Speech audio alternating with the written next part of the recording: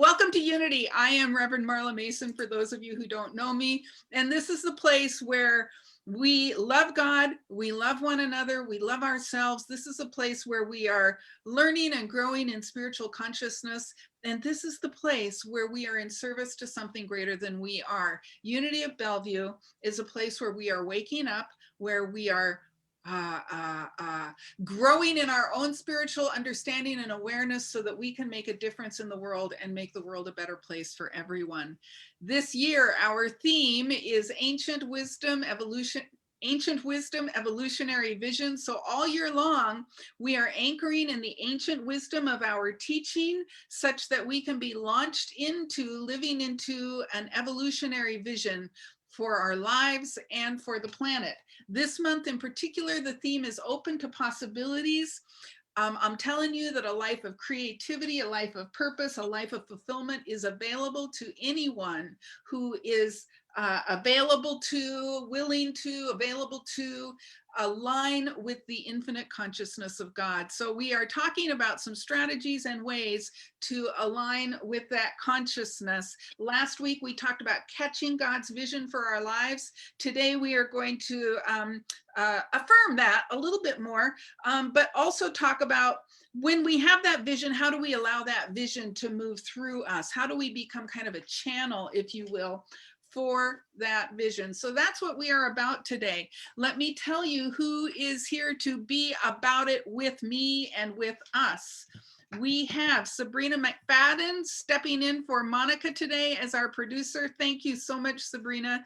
Really, really grateful to have you. Our prayer chaplains today are Lori Coleman and Lynn Zeller. They will be available to pray with you immediately at, 3 minutes after the end of this service. Dorothy Bostetter is stepping in today for Monica to give our announcements, and Sabrina's going to do some of our announcements as well. And who have I missed? Board host. Susan Neidig is your board host today. She is going to facilitate our offering and be a presence in consciousness for the business of our center today. So that's what we are doing. I am grateful to welcome David Duval as our guest artist to anchor us in music that supports us in opening our hearts more and more fully to the spiritual truth of who we are. David is a longtime friend of Unity. We are grateful to know him. He's a composer, he's an arranger, he's a voice teacher, he's a music director for many, many years, and he's bringing his gifts to Unity this morning. Welcome, David. Thank you, Marla. I'm happy to be here. I'm going to start the day with a song that is about to celebrate its 100th birthday, and I just like this piece very much, and it's wonderful to think that it's been around for a while.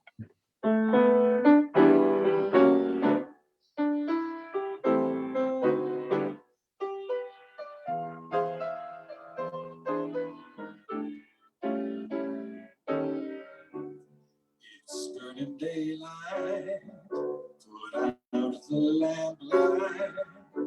Here comes a brand new day.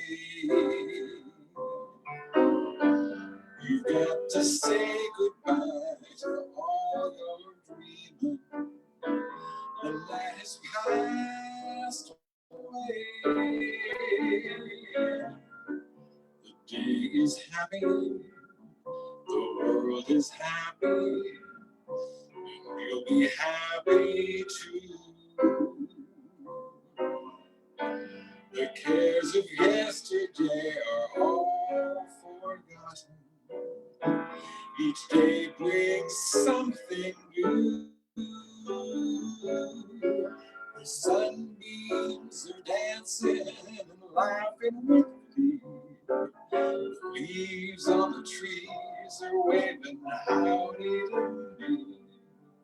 It seems like the whole world is a big jubilee.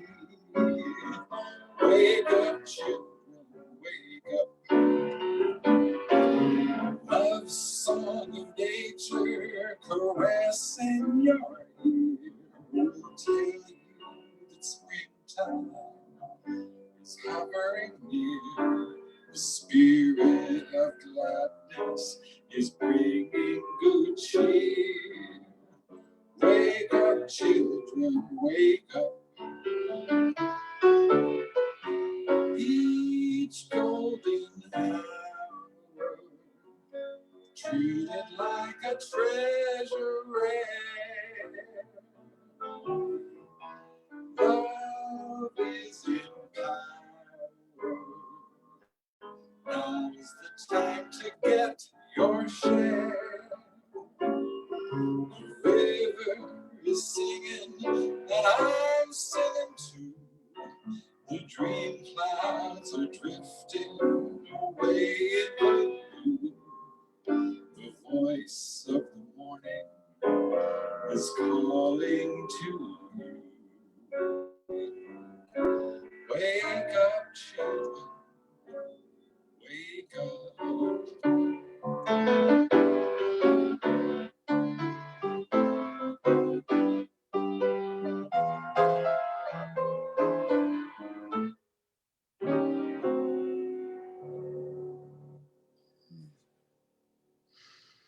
And so we are waking up. We are allowing ourselves to be present to the infinite beingness of the universe. We are allowing our minds and our hearts to open fully and completely to that infinite presence, to the energy that births and that sustains all things. We allow ourselves to be in the presence and of the presence of the universal mind and heart of God. Right here and right now, we are fully aligned with all that God is. And so it's in this consciousness that I know that we are here this morning in spiritual community to wake up, to allow the infinite power and presence to inform us this day of who we are and what we belong to. And so our hearts are open to the music, to the message, to the fellowship that we share, to the very truth of our being. And so I give thanks for this opportunity to come together in loving consciousness, and I allow it to unfold perfectly, divinely, and according to the good that God is. And so it is. Amen. And so I am going to read through our affirmation, a phrase at a time, and I want to invite you to repeat each phrase after me with a sense of conviction.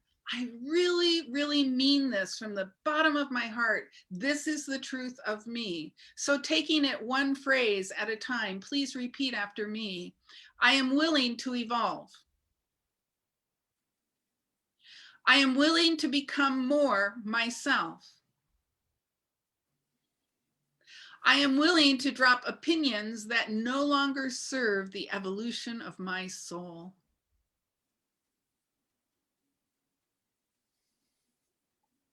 I am willing and available to more good than I've ever experienced. Realized, imagined, or manifested before. Right here, right now. And so I give thanks for these words of truth. These words come from Reverend Michael Beckwith. This is our book of the month, The Life Visioning, written by Reverend Dr. Beckwith. And that affirmation is an affirmation he wrote that is part of his life visioning toolkit. So I wanted to share that all with you this morning. I'm so grateful for Reverend Michael and for his teaching. And David Duval has another song for us right now. Yes, this one was written by the brilliant Stevie Wonder.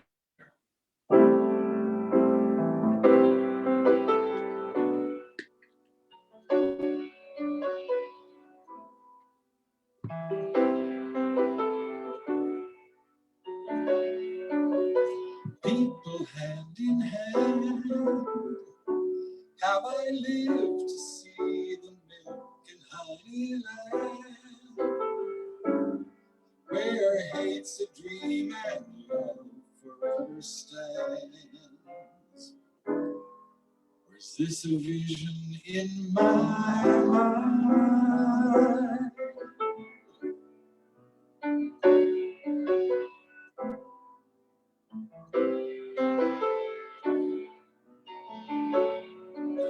The law was never passed, but somehow all men feel they're truly free at last. Have we really come this far through space and time? Or is this a vision in my mind?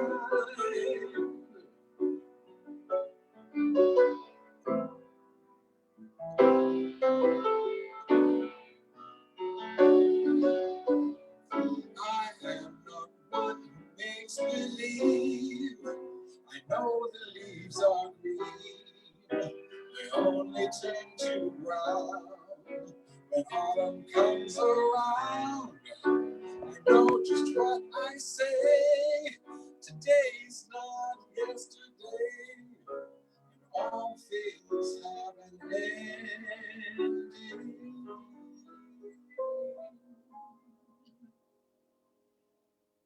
But what I'd like to know is, could a place like this exist so beautiful? Or do we have to find our wings and fly away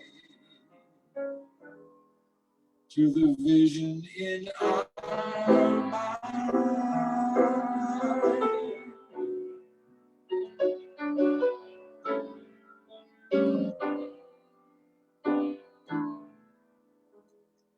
To the vision in our mind.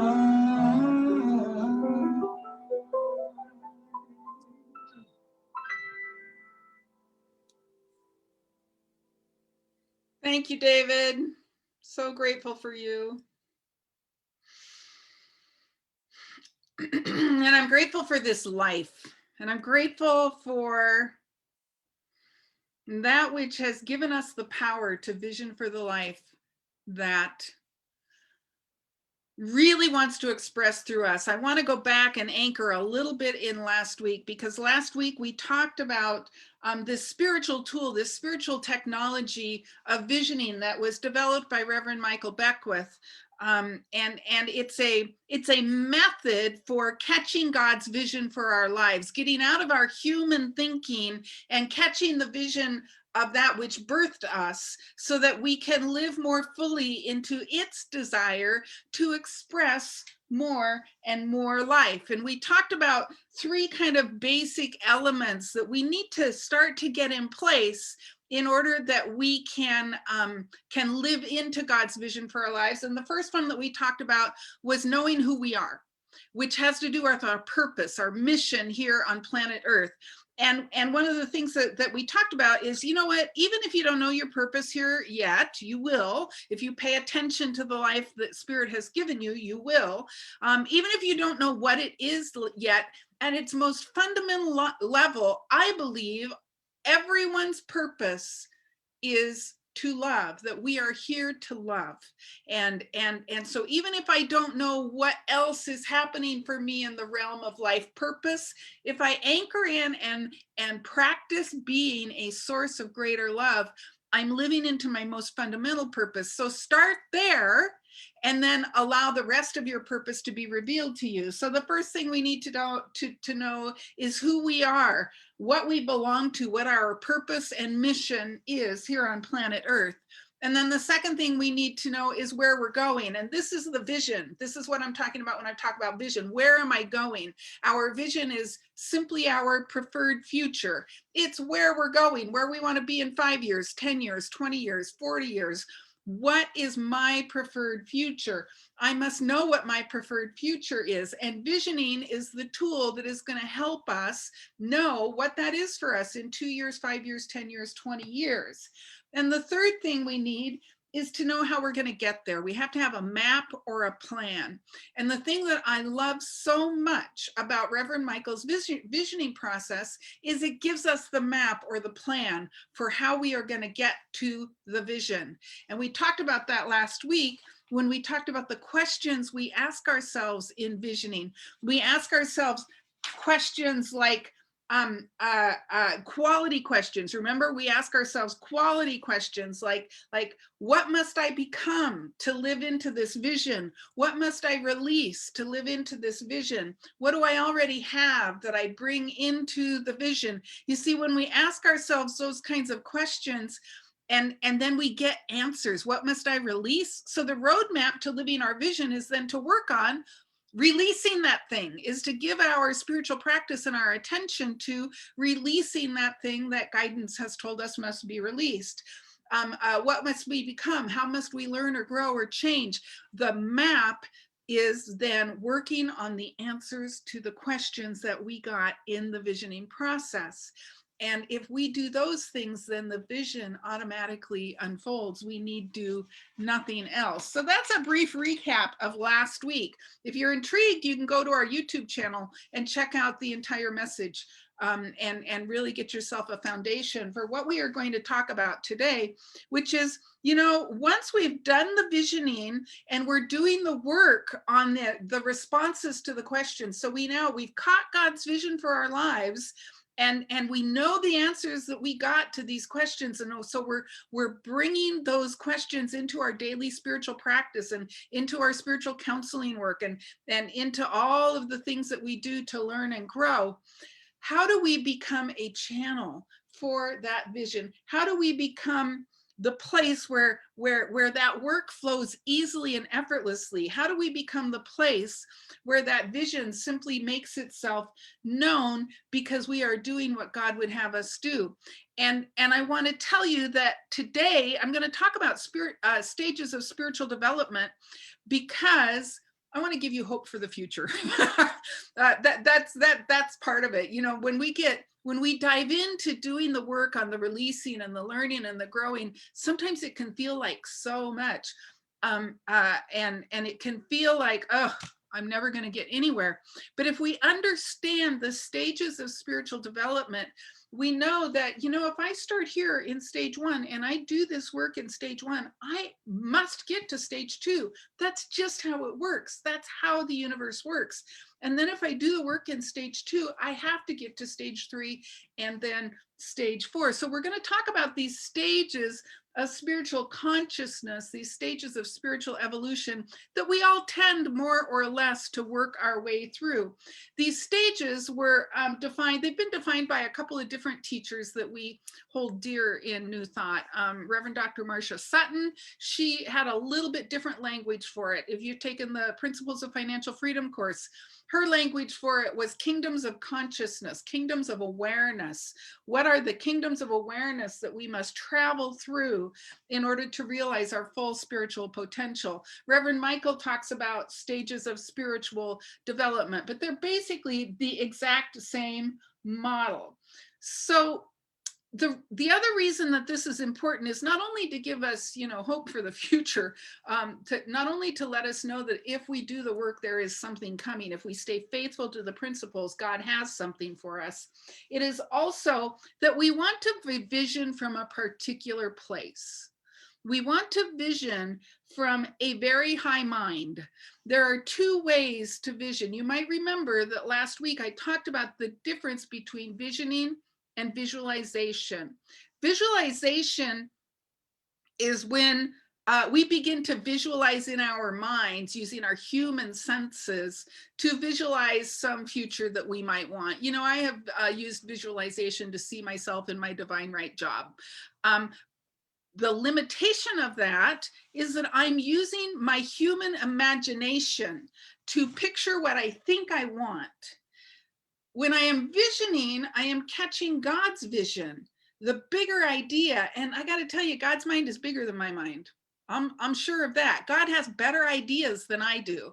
And when I'm visioning, I'm catching the divine idea from the divine mind, because I am receptive to an idea rather than trying to visualize something from my human ideas and attachments. A lot of times when I'm visualizing, I'm projecting some of the broken parts of me that I may be not even aware of. A lot of times when I'm visualizing, I'm trying to project my will into my experience of life rather than God's will, rather than God's will. Emma Curtis Hopkins says, when we're receptive to the divine idea, okay, when we are receptive to the divine idea, we begin to will God's will. I will to will God's will. I will to will God's will.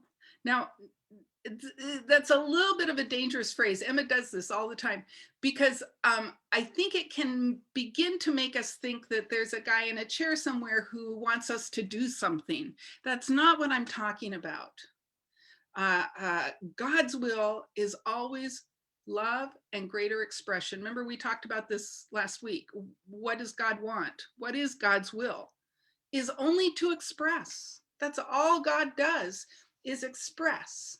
And so when I will to will God's will, I am willing greater and fuller and more present expression in my life, rather than when I am visualizing in my brain using my human mind, I'm projecting my will onto the experience of life. What I want to do is create a consciousness of availability, receptivity to the infinite. It's almost like just let the top of your head come off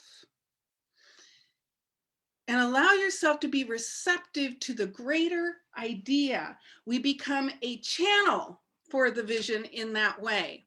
And let me be very clear, in our culture, we have some folks who engage in this thing that we call channeling, in which they're channeling entities. And you know, as far as I'm concerned, the jury is still out on that. I'm not sure, you know, like how real that is. What I can say is, from some of the body of literature and lore that I've seen from channeled entities, I've seen a lot of wisdom, and I'm not going to argue with that. So any source of wisdom, I can completely support. But when I'm talking about being a channel for God's vision, I'm not talking about channeling an entity. I am talking about being open and receptive enough that the divine simply flows through me, flows as me, that the divinity that I am is in infinite expression. I am a channel, an instrument. Think of somebody blowing through a flute. The flute is the instrument. It is the channel through which the music is made, and it is made by the breath. So when you are a channel for God's vision, like you're allowing the breath of God to move through you freely and easily, you're allowing the hands of God to play you in a way that beautiful music results. And so that's what I'm talking about when I say, let's be channels for the vision. So what are these stages of spiritual consciousness that we tend to move through, that ultimately, ideally, hopefully, as we continue to do our work, culminates in our ability to be that channel? So I know some of you know this because you saw the work in Reverend Marcia's Principles of Financial Freedom class, right? And I know the prayer chaplains know this information too, because we've talked about it. So what is the first stage of spiritual development? What is the first stage of the first kingdom of consciousness, meaning, you know, state of awareness? What is the first stage? The first stage is, Susan, thank you. She's got it in chat. It's to me, Mandy too. Victim consciousness. How many of you have ever played the victim in your life? Oh, come on, tell the truth. In this stage, and we've all been there at least once, in this stage, everything is being done to me. The to me stage of consciousness is an early stage in our spiritual development. If you've ever said, why me? If you've ever said, you know what they did to me? If you've ever said, ugh, how come she gets the better desk? Oh, why do they get to have the big house and I don't? That's victim consciousness. That is to me consciousness.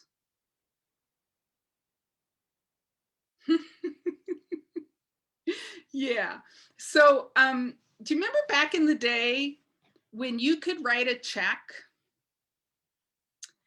and, it maybe wouldn't get deposited for a couple days, and then the bank would take a couple days to process it? And so you could maybe like float that check for 2, 3, 4, 5 days. Yeah. So when I was in my 20s, that was my complete and entire financial management system. I was a victim. I couldn't get a job that paid me well for anything. I didn't have enough money. And so how I managed my money was by, floating checks all the time, trying to get this paid and trying to get that paid. And number one, notice I was already a victim, right? I couldn't get a job that paid me enough money to live. How dare they? I'm being taken advantage of by my employer, right? So I'm already all up in the whole victim thing. And then my checks start to bounce and the bank is charging me, well, at that time it wasn't too bad. It was like $14, $15, right? And I already didn't have enough money, right? And so then my thing was like, oh, look what they did. The bank bounced another check on me, not recognizing that my financial management system was a victim financial management system. Does that make sense? Not acknowledging that I was the one who was writing the checks, that I was the one who was walking around with enough undeservedness consciousness, enough victim to me consciousness that I could not even secure a job that paid me enough money to live on. And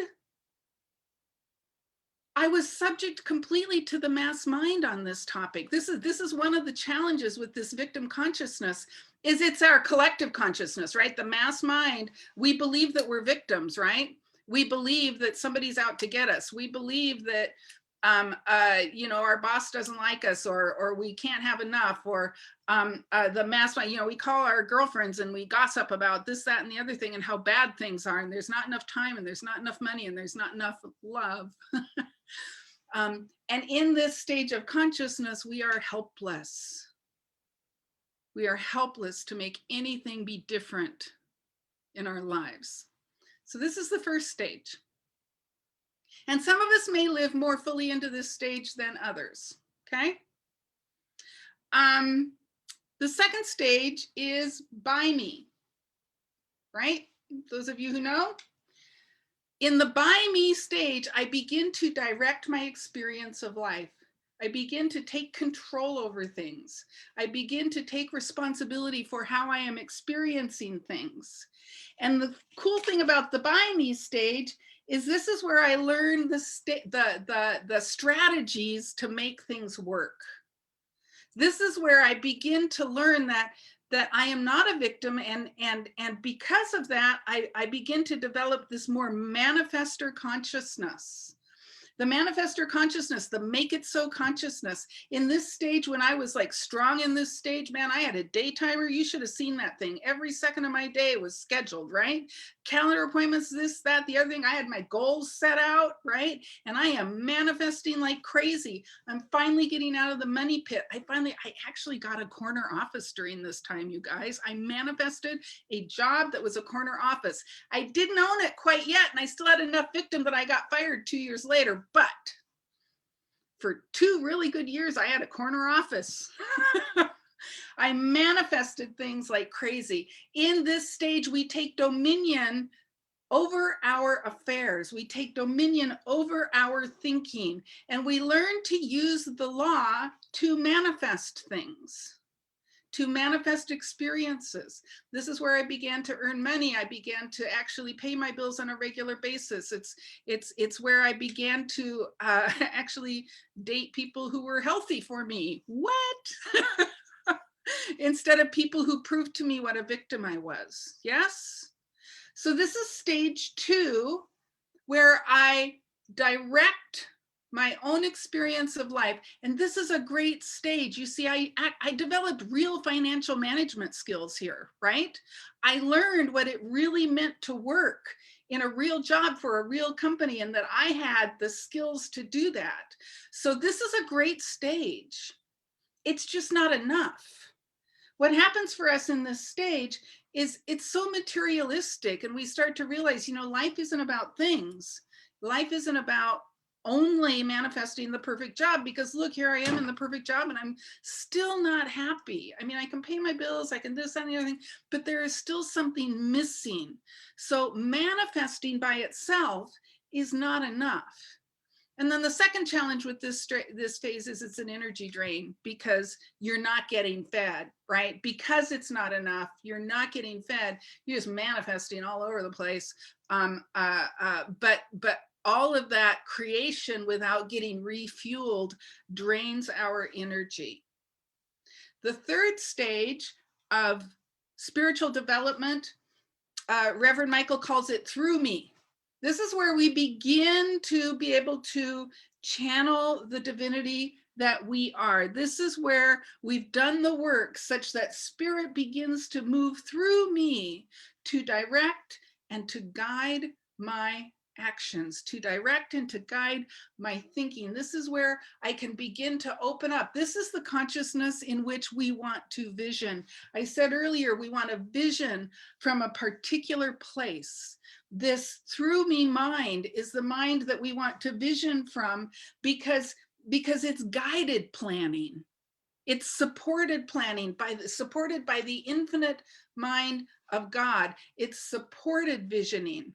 It gets us out of the visualization in the imagination place and lifts us into a place of receptivity and availability to the greater mind.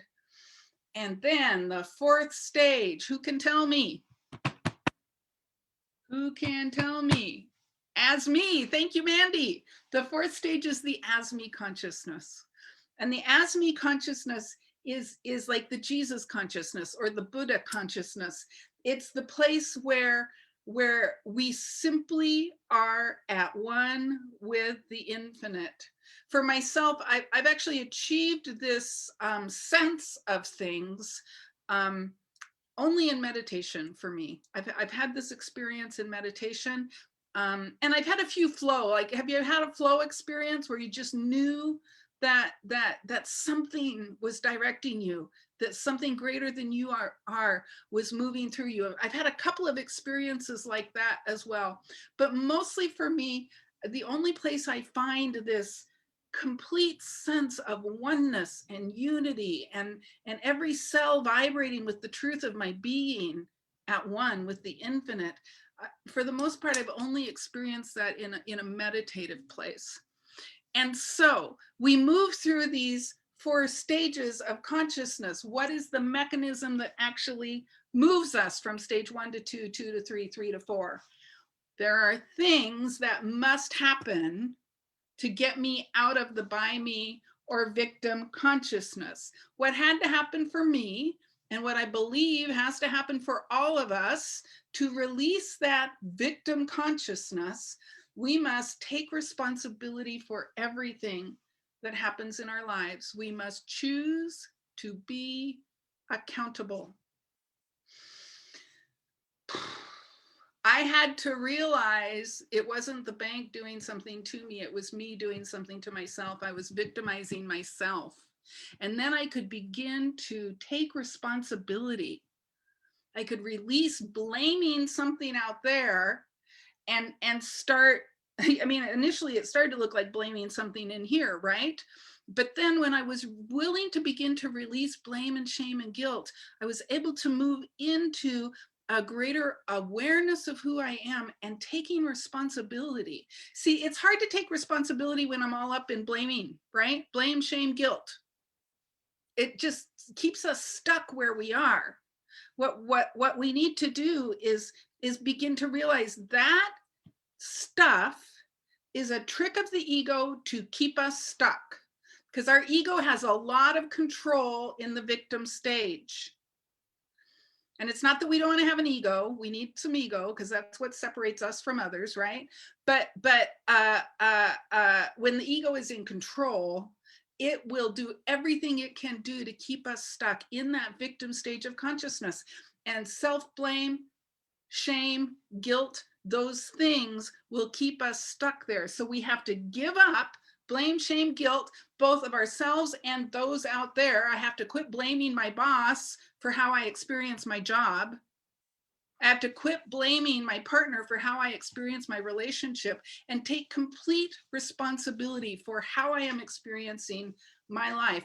And that one step will firmly move me from victim to by me, from to me, stage 1, to by me, stage 2, where as I take responsibility for my life, I do my work, I learn financial management skills, I learn I learned to manage my emotions and my states, and I learned the manifest. I learned how to create an experience of life that is actually much more attractive, but ultimately not fulfilling. And so the thing that I must do to move from this stage 2 by me manifester consciousness is stop doing and start being. Stop doing and start being. We have to surrender. Are you ready? Here comes the big word. We have to surrender control. Do you know that day timer back in the 80s, that day timer was all about control, and not just controlling me, but controlling the people around me. And I got to tell you, if you were in my day timer and you didn't live up to that, I was mad at you, right? Don't mess up my day timer. Come on, right?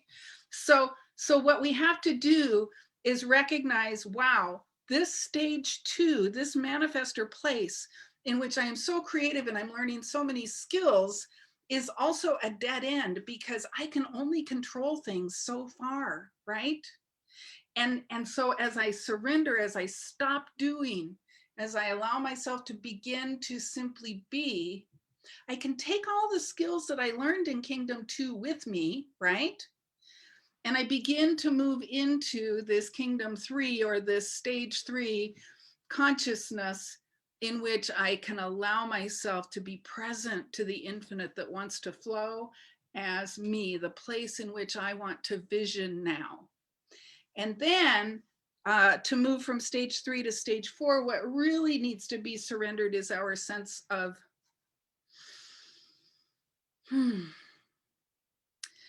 this is a little tricky. We surrender our sense of little s self. We surrender our sense of little s self and embrace our sense of capital S self. Does that make sense? To move from Kingdom 3 to Kingdom 4, I must release not my individuality, because I am an individual expression, but my belief that that individuality is all I am. And I begin to have a different experience. And like I said earlier, I've only had this experience in meditation and a very few brief flow experiences out in the world, where I simply knew that something greater than I am was in charge. And I was in such a place of allowing that it was able to be in charge.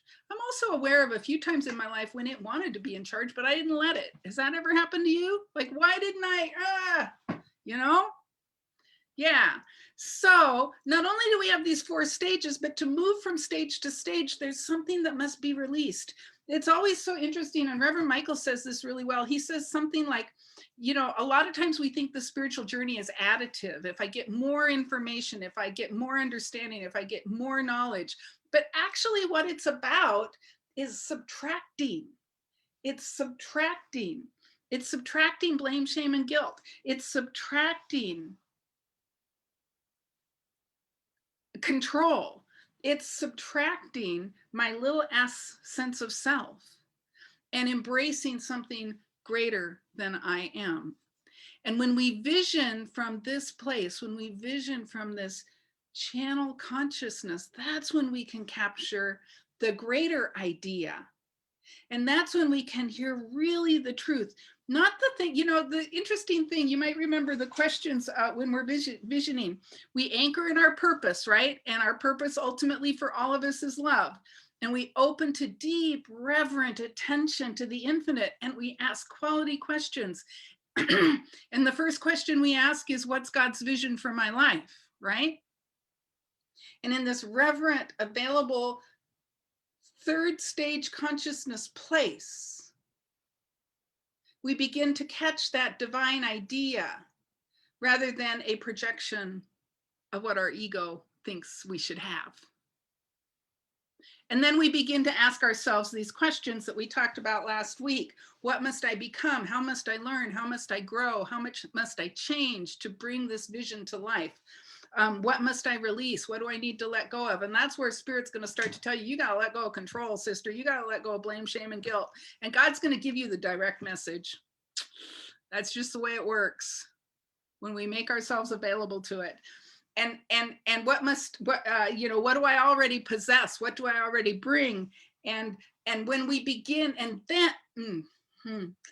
then the path that moves us through these stages of consciousness and that moves us toward our vision is working on the responses to these questions, not working toward the vision, because the vision's going to change.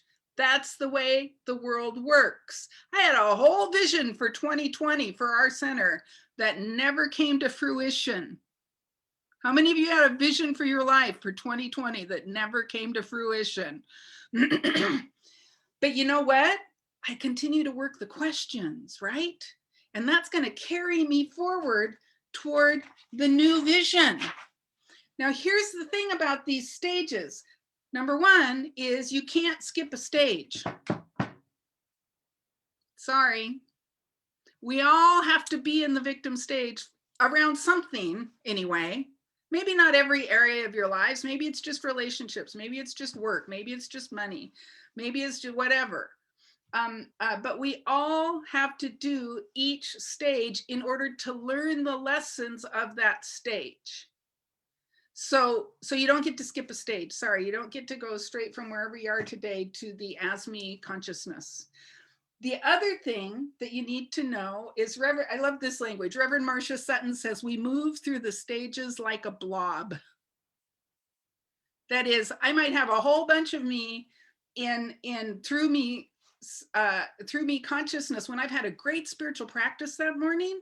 And things have just been flowing really nicely and I'm just really up in that place. And then I go to my family for a holiday and suddenly all my victim gets triggered, right? And so then I start moving into stage 2 by me, because I'm going to do everything right, because that's what you get points for in my family, right? And I've gone unconscious for a minute, all right? And I forget who I am. And you see how we move through the stages like a blob. You might be really firm stage 3 in one area of your life and just work in stage 2 like crazy in another area of your life. So you don't necessarily move through these in an orderly way. In fact, that's one of the tasks of life. Reverend Marcia says, under stress, we regress. Under stress, we regress. Things get a little stressed out. And we might forget who we are. See, these stages are why we work on the questions, not the vision. And we give ourselves permission to be in the process. Give yourself permission. Oh, gosh, silly me. Here I am being a victim again. That's so funny. I can't believe I did that. Oh, gosh. Here I am, complete manifestor consciousness, creating things and trying to control everything. Again, I'm just adorable. But you see, the blame, shame, and guilt game has to go. And not only does the blame, shame, and guilt game have to go in your personal life, it has to go in our collective life. In order for us to create a world that works for everyone, we have to release the blame, shame, and guilt game. And I'm inviting you to say right now, I don't play that game anymore. I don't play it with me. I don't play it with my family. I don't play it with our political leaders. I don't play that game. That's not my game. My game is love. That's my game. So that's what I'm inviting you into today.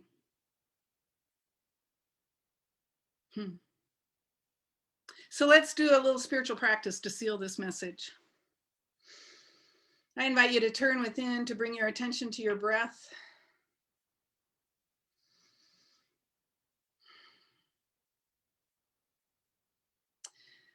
And to allow yourself to just cast about your life briefly. Where in my life am I a victim? Where in my life am I allowing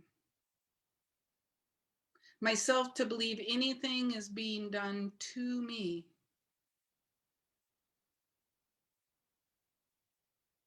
And just allow the answer to make itself known. Where in my life am I blaming anyone or anything for how I experience life?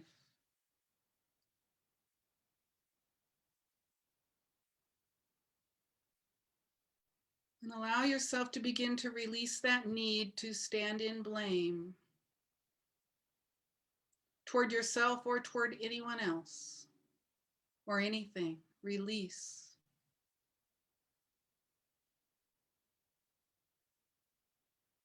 Blame and shame and guilt, and begin to see yourself stepping boldly into taking responsibility for your every experience of life.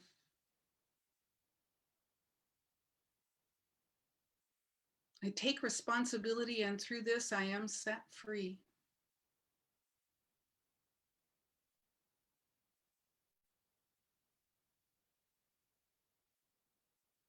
And now bring to your attention any place in your life where you are exercising a great deal of control. You may be creating, you may be manifesting, but you are controlling.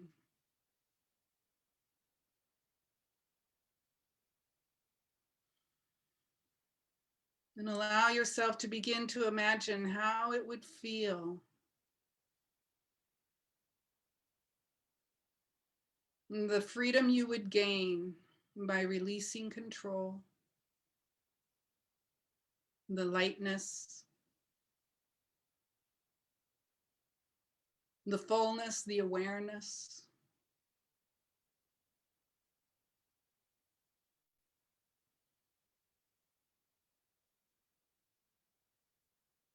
As you begin to embody the spirit of the infinite flowing through you,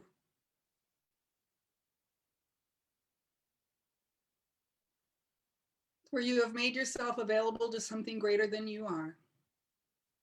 By the simple act of releasing blame, shame, and guilt, by surrendering control, you have made yourself available, receptive to the mind and heart of God.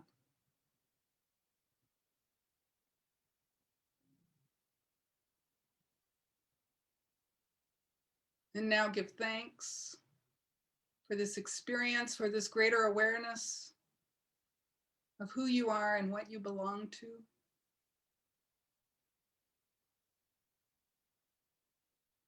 And give thanks for the power and the presence that has called you to this moment, to this experience. And give thanks that the truth has set you free this day, and all is well. And so I close this message with a grateful heart, knowing it is well done in the mind of God, and so it is well done in each one of our lives. I call it good, and so it is. Amen.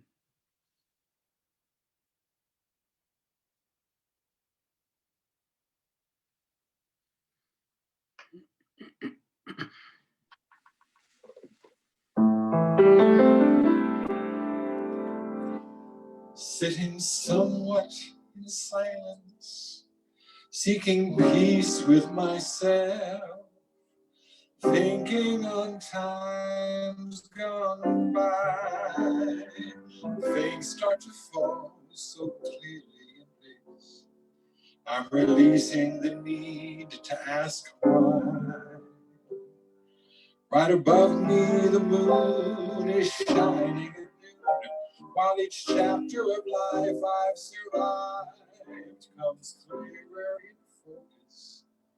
The losses, the gains, brought me here to this place where I thrive. So grateful to be alive.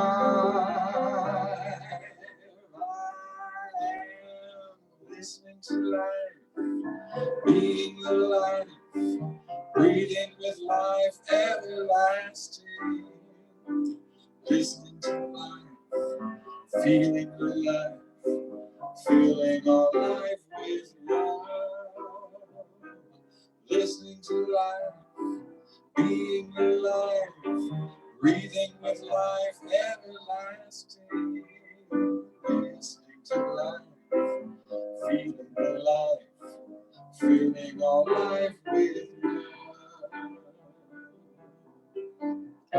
It's everywhere, it's everyone, it's everything I see. It wraps itself inside of us, connecting all lovingly. It's a never-ending rainbow, ever traveling far away. Clearing my mind and opening up, I can hear it calling inside. I'll keep listening to life, being alive, breathing with life everlasting. Listening to life, feeling alive, filling all life with love. Listening to life, being alive, breathing with life everlasting. Listening to life, feeling alive, filling all life with love. Listening to life, feeling alive, filling all life with love.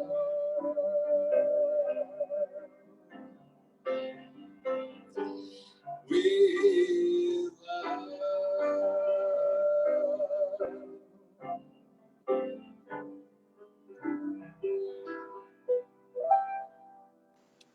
Thank you for letting me join you today. Thank you, David. And good morning, Unity of Bellevue. I'm Susan Neidig. I am your board host this morning. Before I talk about the offering, I'm not sure everyone's aware, there is a way to reach your board on a regular basis. We actually have an email address. It's board@unityofbellevue.org. So if you want to reach me or anyone on the board, you can send an email to that, or if you want to come to a board meeting and speak, you can send an email to that email address. What a great message this morning. I have to constantly be reminded to let go and let God and move from by me to through me, to be receptive, to be in that consciousness, to be receptive to the vision that God has for me. This is our spiritual practice here, to get in the flow. And a part of the flow is the flow of abundance. So this is the time where we talk about giving of ourselves, our financial gifts, which puts us in that flow of giving and receiving. These are the ways that you can give. They're on your screen. You can go to our website and go to the Give tab. You can text to the number that's on the screen, or you can mail a check to Unity of Bellevue. And for those of you who send in your checks, thank you, or text, or you have an automatic payment of your financial gift to Unity of Bellevue, I'd like you to hold that in your heart right now, or imagine holding it in your hands as we together speak our offering affirmation. So imagine holding that in your heart, in your hand, and feel that flow of giving, which in turn creates the receiving for you. So together, divine love through me blesses and multiplies all that I am, all that I have, all that I give, and all that I receive. And so it is. Thank you. So I give thanks for the beauty of this moment. I give thanks for the power with which we step into our facility of giving, our facility of creating great good in the world by the simple exercise of giving. I bless these gifts and I consecrate them to the good use of this center. And I know that we are deeply blessed, even as those who support us are so very blessed as well. God is good, all is well, and so it is. Amen. Good morning, everyone. I am Dorothy, and I am pleased to deliver today's announcements. If you are visiting us for the first time, we welcome you and we invite you to join us online for all of our activities and events. The best way to stay informed is to join our newsletter, which you can sign up for at unityofbellevue.org. On the bottom of every page is the sign-up sheet for that. So please join our community in that way. Our prayer chaplains today are Jan Kalin and Lori Coleman. They will be leading a virtual prayer circle following the celebration service. If you'd like prayer support, simply stay on after the service to join the prayer circle. If you're not able to attend, you may send your prayer requests to the prayer chaplains at unityofbellevue.org, or you can fill out the prayer request on the website prayer page. And I would like to invite Sabrina to give us an announcement. Yes. Hello, everyone. I'm just gonna change for a moment. Look at that. Okay, so I would like to invite everyone. Let me just pin my video so you can see me. Okay, so I would like to invite everyone for a very special event. Our youth and family event for the next months is going to be our Easter Bunny drive-through. We are going to have a very cool event. Just let me share this real quick with you. So basically you can come Saturday before Eastern with your car, and we will have like a little road over our parking lot that we will create with some stations where you can have, where you play car bingo. So you have to along the road find eggs, bunnies, different things. And if you find them along the road, then you can get a prize at the end of it, or children can get some little Easter surprises. Also, we will have a booth where you can take photos with a bunny. We will have a real Easter bunny joining us. And we will also have some other small surprises. So it will be a fun event. And I hope you will all join and spread the word. You can find this poster on the Facebook page, I believe, and also on the website. I'm happy to send it to you if you want to share it on your own Facebook page or anywhere else. And then also, if you would like to help make this possible, reach out to me at sabrinam@unityofbellevue.org. And we are always looking for people to maybe donate some plastic eggs with sweets or help us build this up and take it back down. But I'm very excited that we will be able to provide something, and we will see us and we can wave at each other and celebrate together. We also have something else for Eastern, and for that, I will give back to Dorothy. Thank you. Thank you very much, Sabrina. That sounds super fun. I can't wait. Excuse me. To go along with that, we have an Easter basket fundraiser coming up. On your screen, you see a picture of what would be included in the Big Bunny Easter baskets. We have Little Bunny and Big Bunny baskets. The Little Bunnies have God quality Hershey's Kisses, some toys, games, soap bubbles, and the Coffee Madness or Time for Tea. Big Bunny baskets have an assortment of goodies, including 2 decorated cookies and some chocolate truffles. The Little Bunny baskets are $20. The Big Bunny baskets are $25. They can either be delivered within a 25-mile radius or picked up during the bunny drive-through. So please join us and support the center and all of the bunnies in your life in this fun, special way. More information is on our website under the events tab. Living What Matters meets this Wednesday at 1 p.m. It's a free drop-in group that meets every week, focusing on different spiritual practices from the Book of Soul by Mark Nepo. The Zoom link is on our launch page. Please join us. We'd love to have you. That's it for today. Thank you. Thank you, Dorothy. I'm grateful for you, and I'm grateful for Sabrina. I'm grateful for all of our people. In closing, I want to say two things. One, there's an update that I think Dorothy didn't get. Our prayer chaplains today are actually Lynn Zeller and Lisa Coleman. Sorry about that, Dorothy. We probably should have updated your list. I apologize. So no, you'll have Lynn and Lisa to pray with you about 3 minutes after the service is over. Just hang out online here and they will be right with you. And then I also just want to reinforce the notion to come to our Easter drive-through. You don't have to be a kid, okay? Adults welcome. Bring your grandkids if you don't have kids, or bring your neighbor kid, or just come all by yourself and bring your inner kid. That would also be terrific. So let's close with our prayer for protection. And if you want to pray, stick around for 3 minutes after. Please join me with conviction.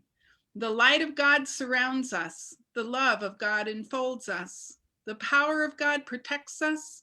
The presence of God watches over us. Wherever we are, God is, and all is well. Have a great week, everybody. I'll see you at 1 o'clock on Wednesday for Living What Matters. Bye-bye.